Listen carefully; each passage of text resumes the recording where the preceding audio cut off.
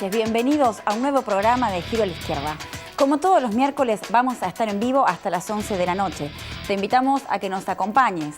Hoy no vamos a contar con la compañía de Paula Schaller porque bueno, se encuentra enferma, así que le mandamos desde acá un fuerte saludo y esperamos una pronta recuperación. Bueno, y hoy tenemos de todo un poco para compartir. Estuvimos entrevistando a Nicolás del Caño, este joven diputado nacional del PTS en el Frente de Izquierda y los Trabajadores. Estuvo en Córdoba el sábado pasado, así que aprovechamos a conversar con él sobre su formación, su vida militante aquí en Córdoba antes de radicarse en Mendoza y bueno, esta experiencia que está viviendo en el Congreso Nacional. También estuvimos con los trabajadores y las trabajadoras de Donnelley. También el sábado estuvieron acá con nosotros, así que enseguida vamos a ver esa entrevista de estos trabajadores de la fábrica Donnelley que está funcionando en este momento bajo el control de los trabajadores. Y tenemos una cobertura también de la marcha de la Noche de los Lápices, una nueva conmemoración que se dio en distintos puntos del país y tenemos la cobertura de lo que fue la movilización aquí en Córdoba. También vamos a cubrir en la sección Mujer, junto a nuestra columnista habitual Laura Vilches, un tema que lamentablemente sigue siendo de muchísima importancia y sigue siendo agenda para todas las mujeres en nuestro país. Estamos hablando de los casos de femicidio. Enseguida vamos a conversar esto junto a Laura Vilches. Bueno, te invitamos que nos acompañes hasta las 11 de la noche y por último, no me podía olvidar de este dato tan importante, vamos a ver hoy cómo comenzó el lanzamiento de este nuevo diario, esta nueva iniciativa del Partido de Trabajadores Socialistas. Me refiero a La Izquierda Diario, un nuevo diario justamente para que te puedas informar por izquierda, ni 678 ni Clarín. Bueno, comenzamos en el día de ayer, enseguida tenemos la cobertura de esta repercusión que ha tenido en sus 2 días de existencia con opiniones de intelectuales, de periodistas de distintos medios.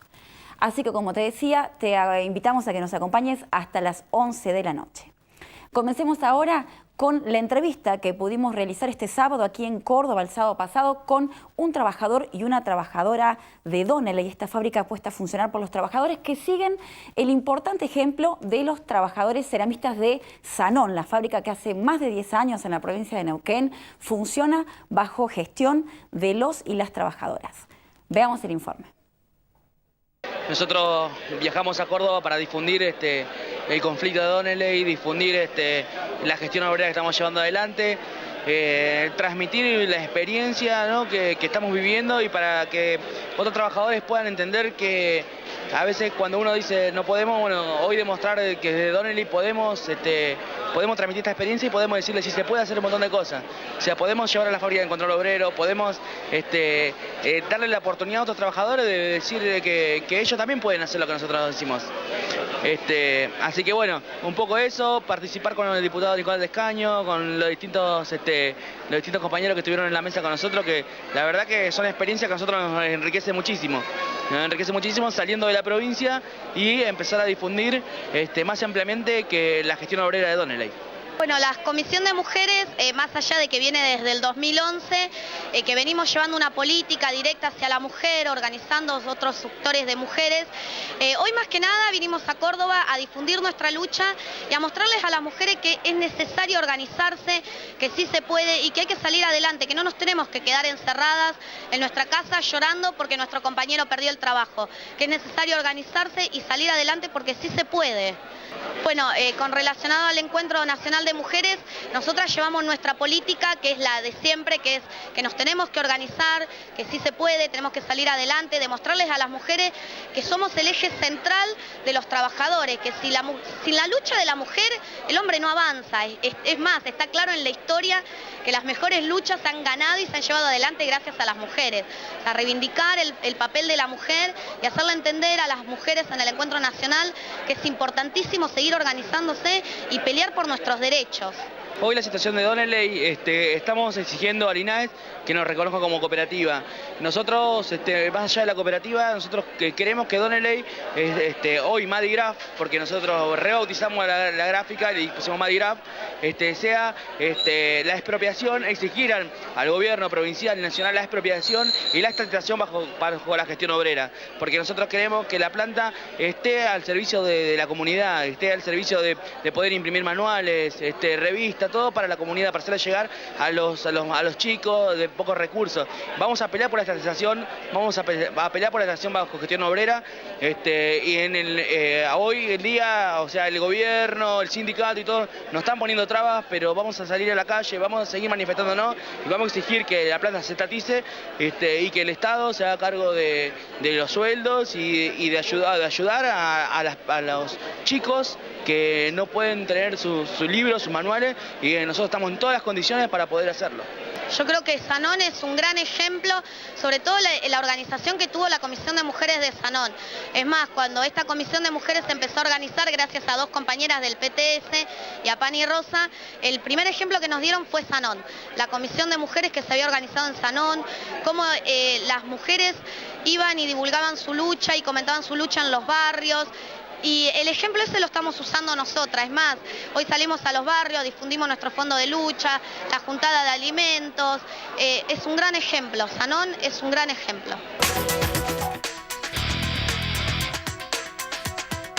Bueno, en el día de ayer se realizó una nueva conmemoración de la Noche de los Lápices.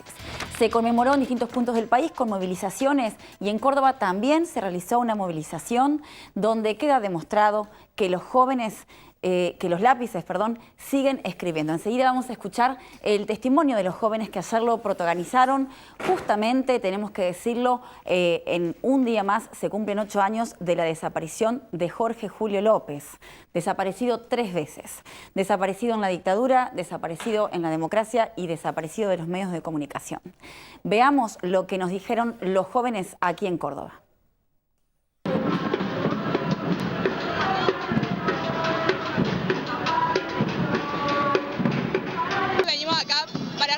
Conmemorar a los compañeros desaparecidos durante el 76 por las Fuerzas Armadas, que fueron desaparecidos no por el boleto estudiantil, como siempre fue el mito, sino que fue una política que quería desaparecer a aquellos que querían y estaban comprometidos con una realidad social. Y nosotros creemos que esta marcha no es solamente conmemorar, sino que es volver a levantar estas banderas, volver a retomarlas. Una de las consignas por las que marchamos es porque nos parece que la deuda justamente es por la educación y que la tenemos todo. Entonces no es algo que terminó y ahora es solo de conmemoración, sino que es un motivo para seguir luchando año a año. Que no solamente luchaban por un boleto estudiantil, sino que eran personas que creían que se podía cambiar el sistema capitalista de fondo. Y no estamos acá solamente para hacer memoria, sino para retomar esa lucha, porque creemos que con este gobierno de los derechos humanos siguen reprimiendo a los estudiantes que se organizan junto a los trabajadores. Porque para nosotros, no solo para nosotros, la juventud, que es la más golpeada por la represión policial, el gatillo fácil, no solamente es por el gatillo fácil, sino también que la policía crea una gran represión contra toda la juventud. Donde, hace unos pocos días fuimos parte de la movilización contra el gatillo fácil, algo que criminaliza la pobreza constantemente, donde la juventud tiene que hablar, ¿no? Porque justamente hoy que reivindicamos esta movilización contra la dictadura militar, muchos de esos tipos, milicos que estuvieron en la dictadura militar, o son parte de las fuerzas represivas en Córdoba y son los mismos que torturan en las comisarías, en las cárceles a nuestros pibes, que se los llevan presos contra el código de faltas. Desde la izquierda se ha hecho una marcha separada de la mesa de trabajo que convoca esta movilización en Córdoba, porque como izquierda queríamos destacar de bastantes diferencias, ¿no? Porque si bien hace 78 años que ambos reivindicamos los desaparecidos, hay un doble discurso del gobierno kirchnerista que se ve cada día más claro, donde justamente, por más del discurso de derechos humanos que haya, hoy tenemos que seguir exigiendo, por ejemplo, que se abran los archivos de la dictadura para que vuelvan nuestros compañeros, por ejemplo, para encontrar a los compañeros desaparecidos, porque todavía nos falta Julio López, y ni hablar de las últimas políticas del gobierno, donde, por ejemplo, hablan de derechos humanos, pero después tenemos a un Bernie que reprime la Panamericana en las luchas obreras cuando se empieza a aplicar un ajuste, o tenemos infiltrado en las marchas de la izquierda justamente para espiarnos e investigarnos con métodos completamente de la dictadura militar.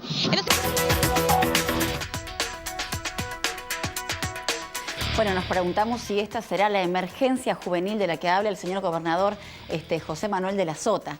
Realmente un orgullo escuchar con tanta claridad el posicionamiento de los jóvenes hoy. Bueno, y como decíamos al principio del programa, hicimos una entrevista al joven diputado Nicolás del Caño, diputado nacional por la provincia de Mendoza, del Partido de Trabajadores Socialistas, y bueno, cuyo corto periodo en el Congreso ha dado mucho de qué hablar, con un montón de incidentes al interior del Congreso. Y bueno, lo más importante sería que lo escuchemos a él, que nos pudo contar con más tiempo, con más detención, el sábado pasado aquí en la provincia de Córdoba. Bueno, Nicolás, estás acá en Córdoba para presenciar, ser parte de la asamblea del PTS que se va a realizar esta tarde. Contanos un poco en qué consiste tu presencia acá. Bueno, buenas noches. Bueno, la presencia nuestra tiene que ver con la asamblea que va a hacer el PTS acá en Córdoba, con trabajadores de la industria metalmecánica, trabajadoras de la educación, de la salud, jóvenes secundarios, universitarios, bueno, de distintos sectores para discutir cuáles son las perspectivas del país, de la provincia, y en ese marco, bueno, cómo la izquierda viene teniendo un protagonismo en las luchas obreras contra los despidos, las suspensiones, por el problema del salario, y en ese sentido también las perspectivas de construcción de un gran partido de la clase trabajadora, una gran herramienta revolucionaria que, bueno, es la única manera que tenemos para cambiar esta sociedad, ¿no? Así que vamos a estar discutiendo cuáles son los principales desafíos que tenemos, el lanzamiento del diario de Izquierda Diario. Es una de las resoluciones principales de nuestro último congreso, y eso también va a ser otro de los puntos que vamos a discutir, ¿no? Tenés una larga trayectoria militante, contanos un poco cómo empezó tu vida política acá en esta ciudad.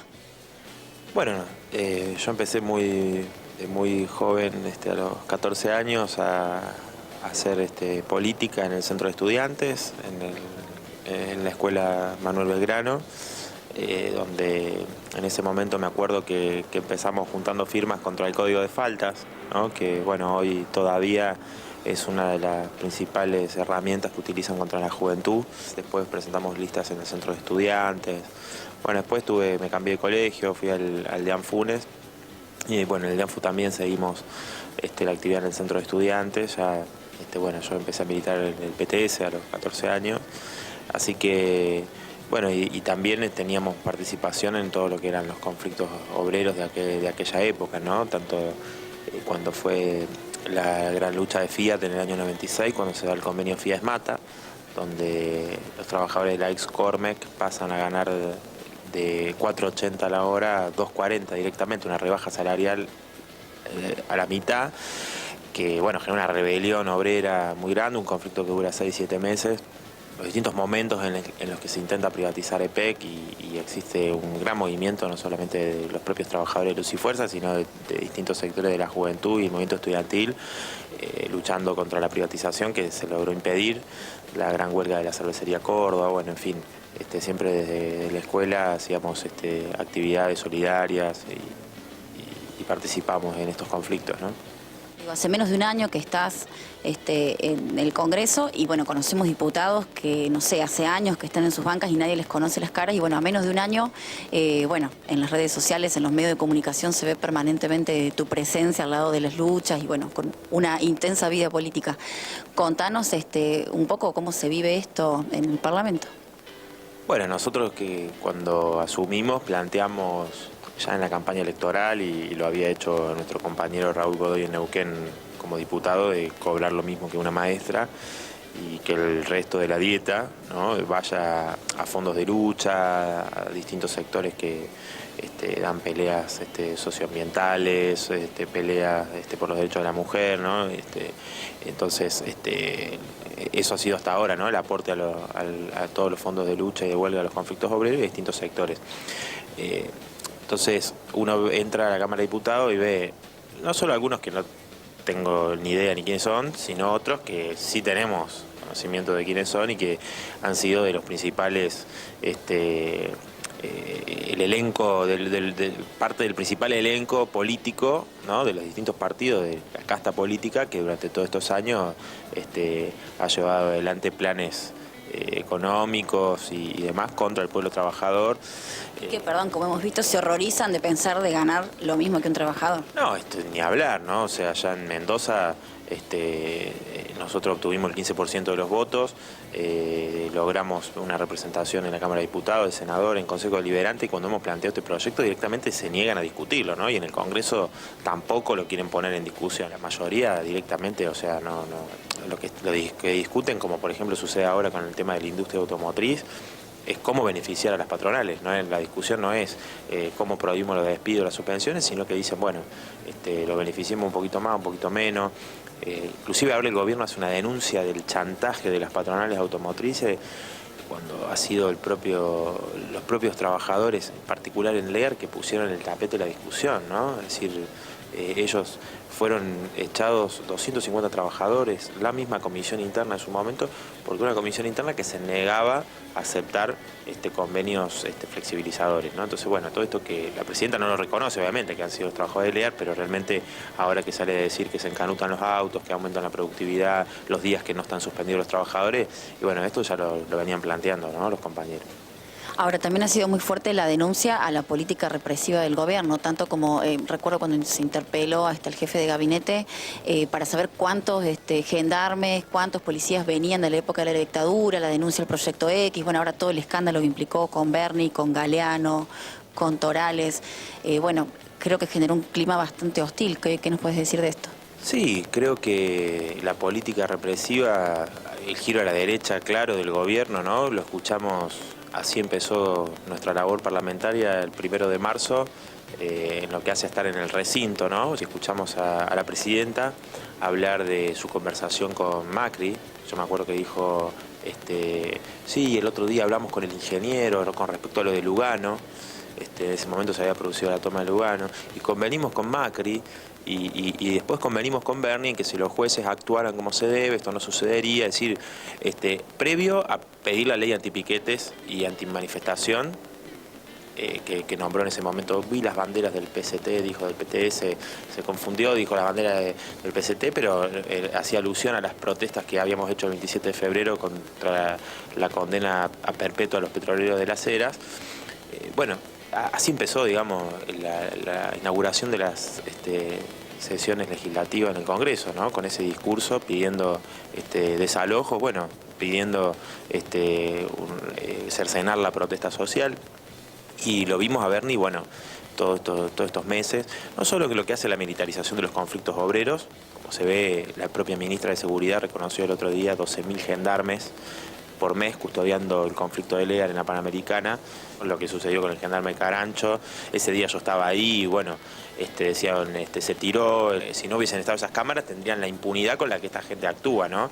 Entonces, eso por un lado, pero digo, también nosotros en la Cámara de Diputados insistimos mucho en esto, en todo el debate que se dio en la Comisión de Asuntos Constitucionales, donde en una oportunidad Diana Conti, que preside la comisión, me quiso quitar el micrófono, de hecho en un momento lo apagó, después la protesta de todos los diputados hizo que pudiera hablar, pero porque dijo no venga con el conflicto de Lear acá, es decir que si estamos discutiendo sobre la protesta social y no se puede hablar de las protestas que existen en la realidad, bueno, realmente no sé, o sea, la Cámara de Diputados es un lugar donde se habla de cosas que no tienen nada que ver con lo que pasa a los trabajadores, al pueblo. Ahora, el miércoles pasado un salto, ¿no? Esto que contás en los métodos, se le habilitó el espacio a la patota del ESMATA, ¿no? El miércoles cuando estaban en sesión. Sí, nosotros llegamos el miércoles, apenas nos sentamos en la banca, miramos así para arriba y empezamos a ver una serie de señas obscenas, de gritos, insultos, del caño, esto, que el otro, bueno, o sea, todo insultos que estaban ahí para eso, ¿no? Nosotros íbamos a plantear nuestra moción de privilegio por el asunto de la represión, ¿no? La represión que hemos sufrido los trabajadores y personalmente yo también, como legislador, el jueves pasado. Y cuando estábamos empezando esta locución, bueno, empezaron a abuchear, a gritar, a insultar, y generó la protesta de los diputados de bancadas con las que el Frente de Izquierda, el PTS, no comulgamos, ni tenemos coincidencia, sino más bien todo lo contrario, ¿no? Nosotros habíamos hecho un planteo para el ingreso de trabajadores despedidos hace unos meses atrás, que fueron trabajadores de Shell, de Calza, de Donnelley, que en ese momento estaban denunciando el preventivo de crisis de la empresa.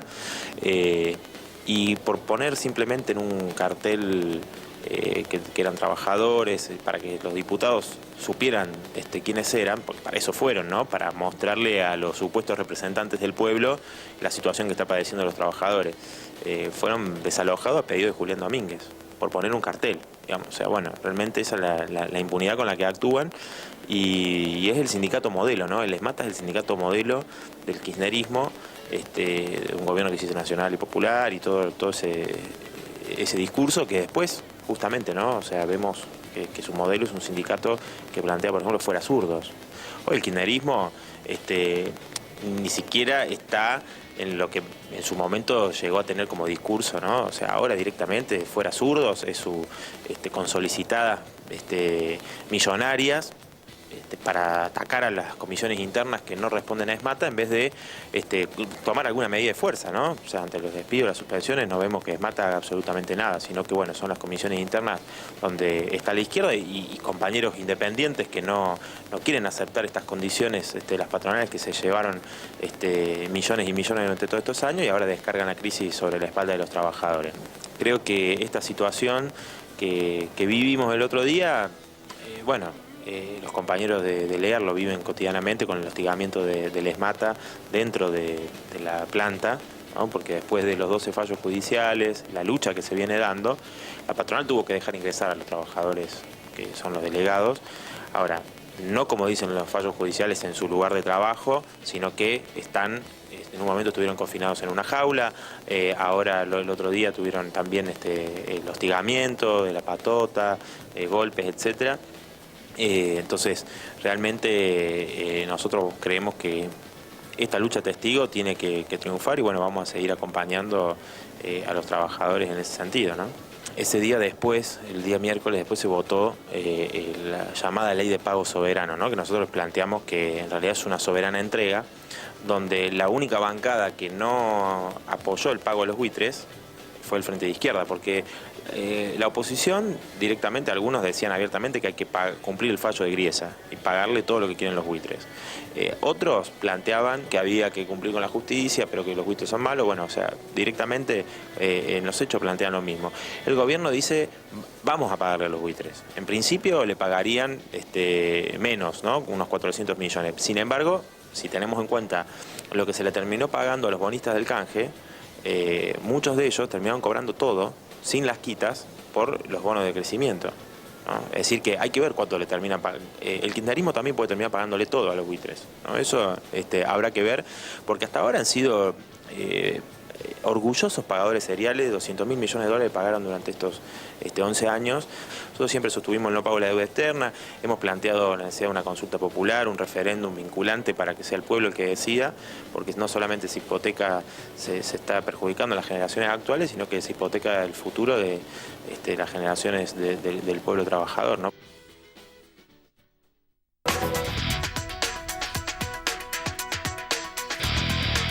Bueno, conversábamos con Nicolás del Caño, esta figura emergente de la política nacional. Enseguida te mostramos la segunda parte de esta entrevista. Comunícate con nosotros al 444-4482 o al 155-322-377. Y estamos junto a Laura Vilches, ella es columnista habitual de Giro a la Izquierda, para abordar un tema que sigue siendo un tema que, bueno, todos los días aparece en los televisores, en cada familia. Lamentablemente es el tema de los femicidios. Veamos un pequeño fragmento de estas palabras de Eduardo Galeano y enseguida conversamos con Laura Vilches. Hay criminales que proclaman tan campantes: la maté porque era mía. Así nomás, como si fuera cosa de sentido común y justo de toda justicia el derecho de propiedad privada que hace al hombre dueño de la mujer. Pero ninguno, ni el más macho de los supermachos tiene la valentía valentía de confesar, la maté por miedo. Porque, al fin y al cabo, el miedo de la mujer a la violencia del hombre es el espejo del miedo del hombre a la mujer sin miedo. La golpeó, puso un fierro en su pecho, mató la esperanza de un hecho, inventó un futuro deshecho.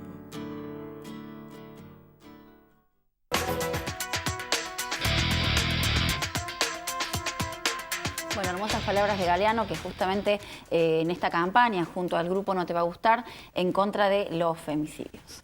¿Qué tal, Laura? ¿Cómo estás? ¿Cómo estás, Elena? Buenas noches. Un tema que venimos abordando recurrentemente. ¿Por qué hablamos de femicidios, y no de crimen pasional, no de crímenes domésticos o de violencia familiar? ¿Cuál sería la definición específica de femicidio?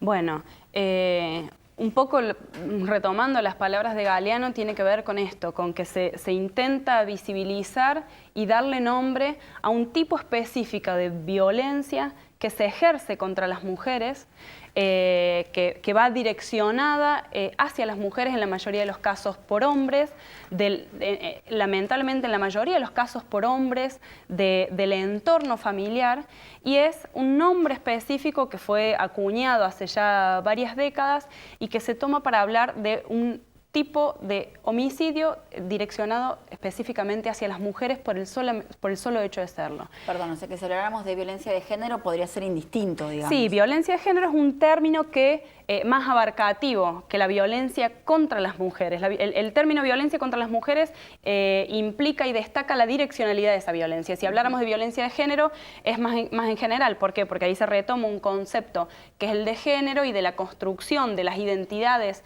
sexogenéricas. Entonces podríamos hablar de géneros masculinos, femeninos o de otras identidades sexogenéricas. Entonces, al no discriminar el tipo de violencia ejercida, si hablamos de violencia de género, por ejemplo, tendríamos que hablar de la violencia hacia las compañeras o compañeros trans que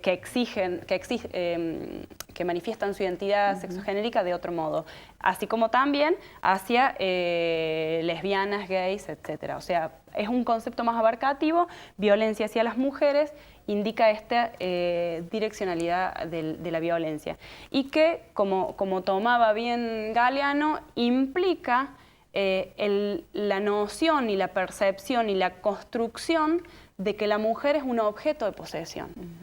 Por eso, en la mayoría de los casos, la violencia contra las mujeres se da por parte de parejas o exparejas de la mujer. La violencia de género o lo que se llama el ciclo de la violencia machista tiene distintos momentos. Tiene un momento de agresión, en general comienza con la agresión verbal o con la agresión psicológica, que a veces puede manifestarse de manera de arranques de celos o de insultos o de observaciones o de intentar callar o silenciar a la mujer, y eso va generando un círculo que, a medida que la mujer va de a poco resistiendo a esos niveles de violencia, eso se incrementa y va desatando episodios, sobre todo el episodio de la violencia desde el punto de vista físico, que es la forma más extrema y lo que lleva en la mayoría de los casos a los femicidios, es lo que se desata cuando justamente la mujer empieza a no tolerar la situación violenta o las distintas formas de violencia y oponer su resistencia y por lo tanto querer dejar esa relación.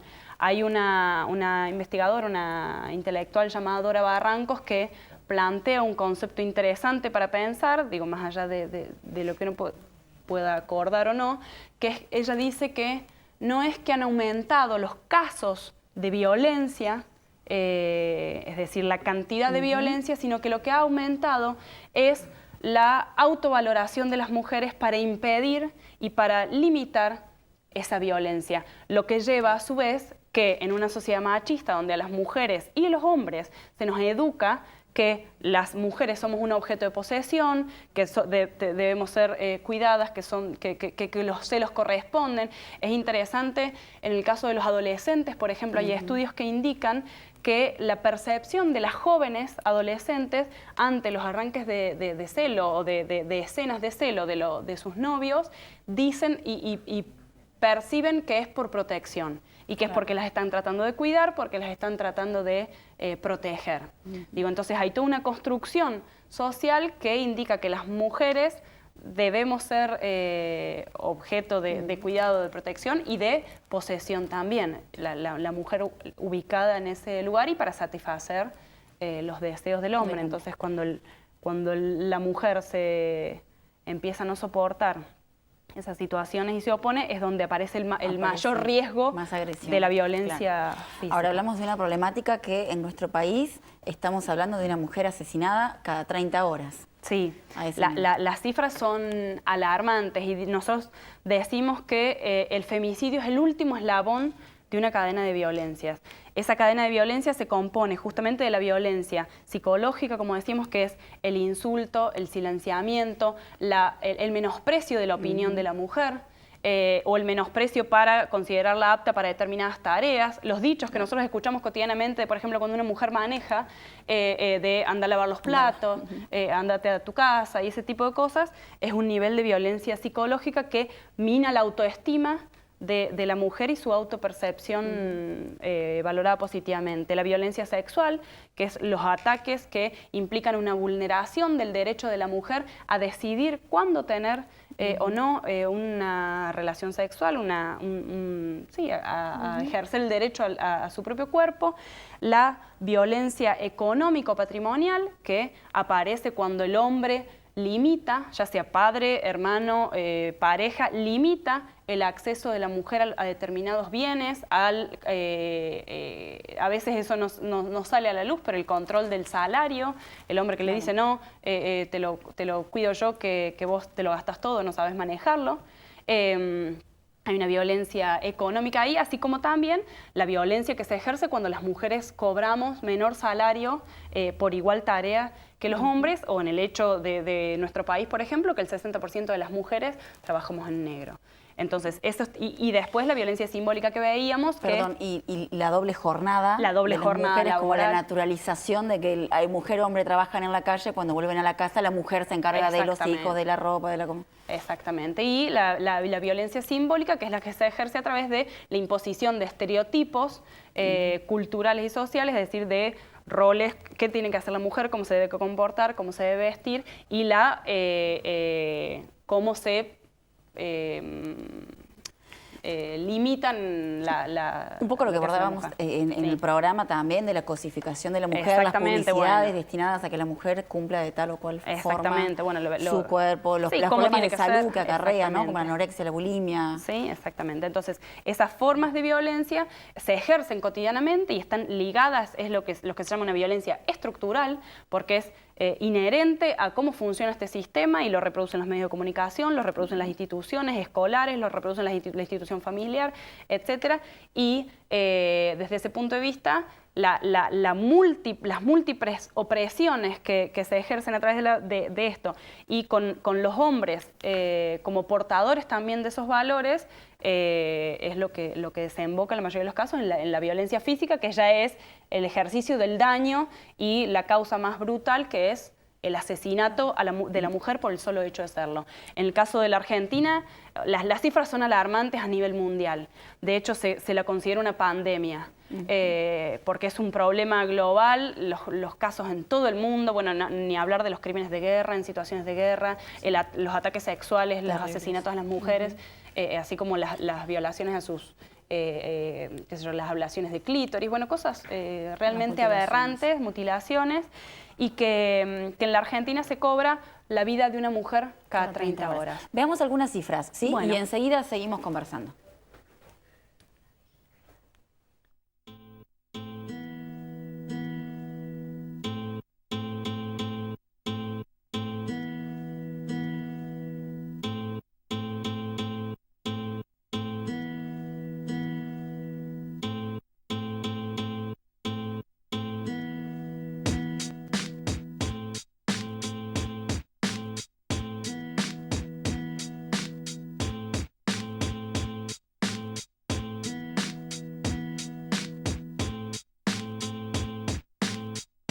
en Argentina ocurre un femicidio cada 30 horas. En estos últimos 5 años se produjeron 1.236 femicidios en todo el país. Casi 300 mujeres fueron asesinadas durante 2013 como consecuencia de la violencia de género. De las víctimas, 19 eran adolescentes. Tenían entre 13 y 18 años. El 63% fueron perpetrados por esposos, parejas, novios, amantes, exparejas o exnovios. Buenos Aires, 31,4%. Santa Fe, 9%. Córdoba, 8,2%. Salta, 5%. Misiones, 4,8%. Mendoza, 4,2%.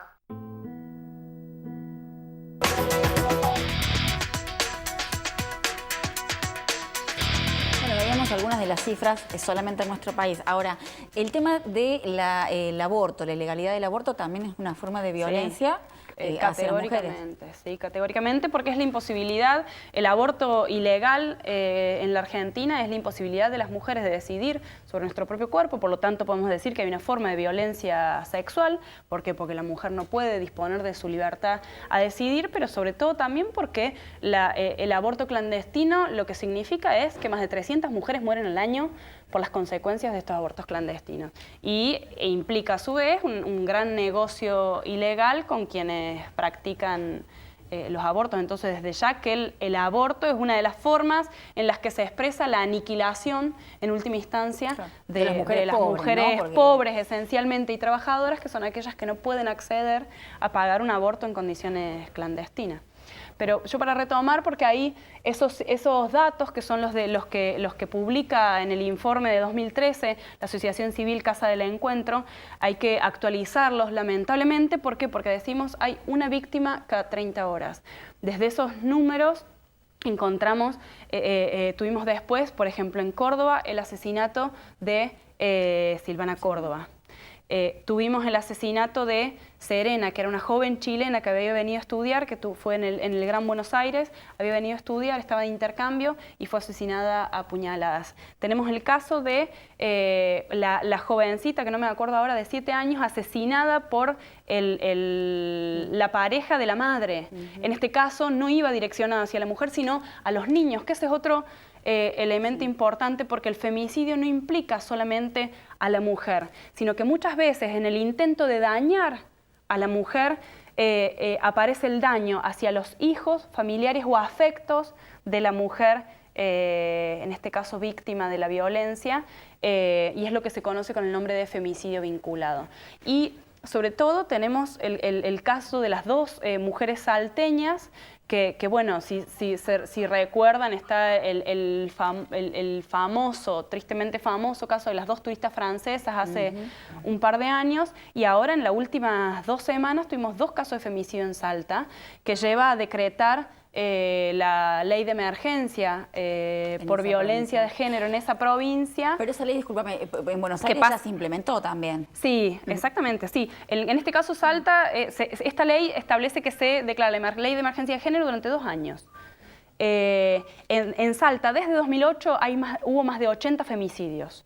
Y en este caso ya llevan la cifra de 12. Inclusive nosotros hace un tiempo, cuando hablábamos de Silvana Córdoba, hablábamos de que Córdoba ocupaba el 2º lugar en el ranking de los femicidios. Bueno, hoy Salta pasa a ocupar ese 2º lugar, y como vos mencionabas, en otro momento en la provincia de Buenos Aires se decretó también la ley de emergencia contra la violencia de género por 2 años. Justamente hoy, en este año, se están cumpliendo 2 años. ¿Qué implica esto? Salta, Córdoba y Gran Buenos Aires, bueno, mencionábamos en el clip Santa Fe también, pero son los principales lugares de violencia machista que llevan a femicidio, y lamentablemente estas leyes son muy limitadas, porque como vemos hay un sistema que por múltiples instituciones, la justicia, por ejemplo, que desoye las denuncias de las víctimas. La mayoría de las víctimas de femicidio hizo la denuncia previa de la agresión del... Lo hemos cubierto en este programa, como el caso de Silvana Córdoba. Como el caso de Silvana Córdoba. Exactamente. Entonces, resuelven muy poco y son más bien leyes que se dictan con un cierto carácter demagógico, pensando... Ahora, justamente en Salta es donde se va a realizar próximamente, 11, 12 y 13 de octubre, el Encuentro Nacional de Mujeres número 29. Así es. Entonces, tanto el femicidio, que es uno de los principales, bueno, como decíamos, una pandemia, uno de los principales problemas que hoy afectan a las mujeres, así como el derecho al aborto, son dos de las grandes peleas que tenemos planteadas las mujeres y que, como hemos visto, no podemos confiar en las instituciones que son las encargadas de garantizar bueno, no sé si llegamos a hablar del rol de los medios de comunicación, pero que son las encargadas de garantizar el sostenimiento de estas múltiples formas de violencia. Por lo tanto, la única vía es la organización de las mujeres. Los encuentros de mujeres son una gran alternativa y nos estamos organizados para ello. Bueno, con respecto a eso, este sábado en el Espacio Cultural Bataclana, desde Pan y Rosa, se organiza dentro del ciclo Mujeres Haciendo Historia una peña a las 21 horas con distintos artistas. La entrada es una contribución de 20 pesos en vistas a la organización del Encuentro Nacional de Mujeres. Actúan Cecilia Ruiz, Cristina Paredes, Antonella Ramondelli, Juntada Trío, Las Linderas, La Contraparte y Panfletarias. Sábado, 21 horas, en Bataclán, Arturo M. Vaz, 1083, en vísperas de la organización hacia el 29 Encuentro Nacional de Mujeres. Desde ya todas invitadas a sumarse a viajar. Buenísimo. Bueno, y con respecto a los medios, tenemos poco tiempo, pero con respecto a los medios de comunicación, algo que ha generado mucha indignación ha sido la cobertura sobre el caso Melina. No tenemos tiempo para abordarlo ahora, pero podemos presentar la Izquierda Diario. Bien. Lamentablemente no nos podemos explayar, pero bueno, justamente la Izquierda Diario, como comentábamos al principio de este programa, es una nueva iniciativa del Partido de Trabajadores Socialistas para hacer una cobertura justamente por izquierda a todas estas noticias de manera cotidiana. En el caso de Melina se vio de manera aberrante, bueno, el monopolio del Grupo Clarín demostró que la cobertura sobre este caso en particular fue aberrante porque en lugar de poner en discusión que hay una forma de violencia brutal, que es que había una chica desaparecida, la estigmatizaba y acusaba. ¿Por qué? Porque la chica, no recuerdo ahora el titular en este momento, pero... Sí, una fanática de los boliches que abandonó la secundaria. Que abandonó la secundaria, es decir, poner el ¿Cuántos foco... piercing tenía? ¿Qué hacía? ¿A qué hora volvía? ¿A qué hora volvía? ¿Cuántas veces salía? Etcétera, si tenía relación con la madre, etcétera. Es decir, se pone en el foco a la mujer cuando la que está siendo víctima es esta joven que está desaparecida y que, como es de público conocimiento, es aberrante la situación. Entonces, el Izquierda Diario, ¿qué hizo? Y que es algo que tomamos de las redes, es justamente darle la voz a los que no tienen voz, y en este caso le dio la voz a la familia y a los amigos de Melina, y así como en este caso, que creemos que los medios hacen un tratamiento con valores que son nefastos y que reproducen estas situaciones, lo mismo para las distintas problemáticas del pueblo trabajador pobre, de las mujeres, de la juventud.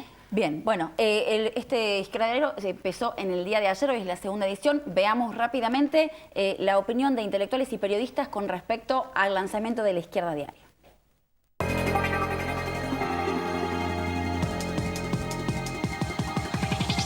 Como periodista me parece una bocanada de aire fresco esta salida de otros medios y las nuevas tecnologías, un medio digital, un diario, porque realmente los números cero que yo vi estaban bastante bien hechos, muy completos, de jerarquía, de nivel, de buena cobertura de notas. Para mí va a ser un éxito, porque hay una necesidad, hay un vacío enorme por la enorme, valga la redundancia, polarización que estamos viviendo a nivel periodístico. Lo que decía uno de los spots, uno de los obreros del LEAR, no quiero que me cuente nuestra vida ni 678 ni Clarín. Y probablemente venga a llenar ese espacio la Izquierda Diario. Yo le auguro un gran éxito. Y me parece que en estos momentos hace falta otra mirada o otro pensamiento que nutra al periodismo, que realmente no está pasando un buen momento a partir de la lucha de algunos grupos hegemónicos, ¿no? Los medios comerciales lamentablemente tienen un límite, que es que sus patrones cada vez más quieren interferir sobre los contenidos, y esos intereses patronales no son los intereses de los trabajadores. Entonces es necesario más que nunca que se sigan desarrollando experiencias, así que saludamos esta iniciativa. Los medios de mayor convocatoria están en manos del régimen de explotación, y hacer medios al servicio de los trabajadores es casi una quimera. yo no pertenezco a ningún partido, soy un hombre de izquierda y me ha resultado muy difícil hacerlo, tanto que he tenido que abandonar y me han echado de distintos lugares. Me parece una excelente iniciativa y lo que decía que espero que tengan que sea ampliado, que tenga una apertura para sumar público y no que las personas que lo lean sean pura y exclusivamente de izquierda. Por eso esto es un acontecimiento importante para la izquierda y para los trabajadores, que nazca un nuevo instrumento ahora con las novedades tecnológicas, no es poca cosa. Le deseo la mejor suerte, éxito y el crecimiento y la ampliación del Frente de Izquierda. Y estaría bueno que haya una amplitud justamente que otros medios como Clarín o como 678 no lo tienen, que bueno, que desde la izquierda den ese paso de amplitud como para que se puedan escuchar todas las voces y no solamente de la izquierda. Me parece que el lanzamiento de cualquier medio de comunicación nuevo que venga a aportar una visión por afuera de de la polarización actual en Argentina es interesante. Para los mismos trabajadores, que muchas veces por trabajar en medios de prensa patronales o corporativos, tenemos como una censura especial y debemos afrontar el día a día con esa tarea.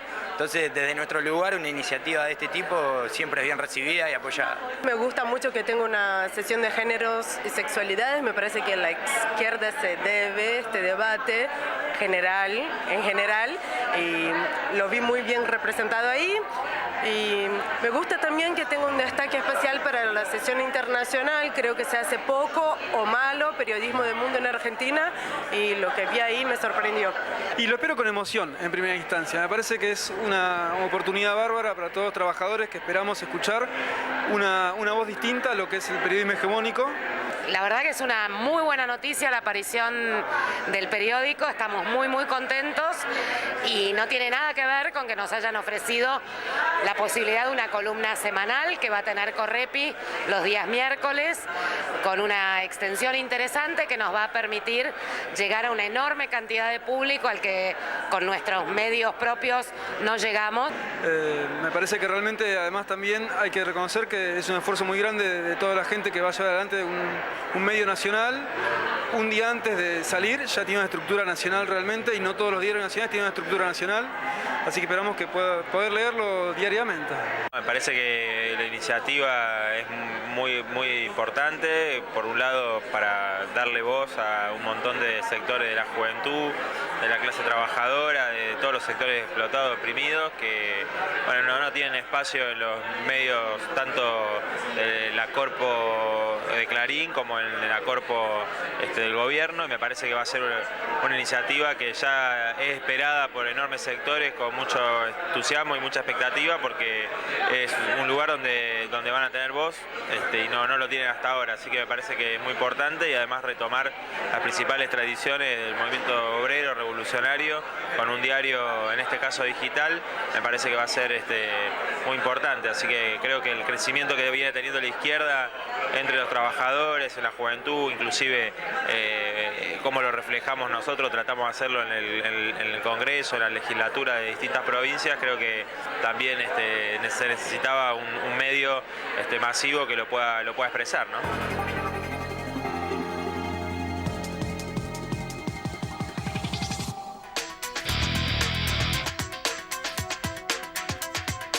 Bueno, una gran iniciativa y un gran desafío para el Partido de Trabajadores Socialistas, donde podés informarte por izquierda a diario.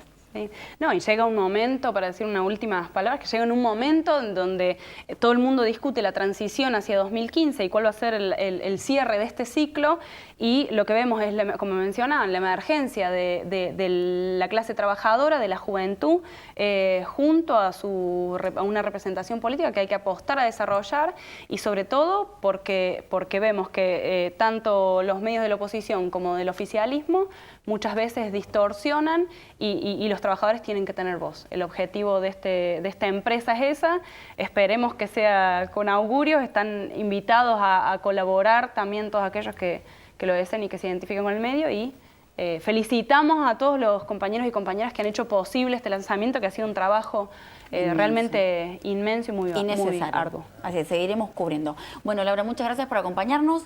El miércoles que viene estaremos abordando el tema del aborto en la sección Mujer junto con Así es. Bueno, muchas gracias por acompañarnos. Nos despedimos hasta el próximo miércoles y no vamos a hacerlo sin recordar a Jorge Julio López, desaparecido 3 veces en la dictadura, en plena democracia bajo el gobierno kirchnerista y en los medios de comunicación y bajo el gobierno kirchnerista, que no ha dicho y no dice ni una sola palabra sobre este caso, que ha tenido un nuevo revés en el juicio, donde se vuelve a foja cero y donde se trata de inculpar a los familiares. Realmente una vergüenza. Nos despedimos con este repudio y recordando fuertemente a Jorge Julio López. Gracias por acompañarnos. Te esperamos el próximo miércoles a las 22 horas.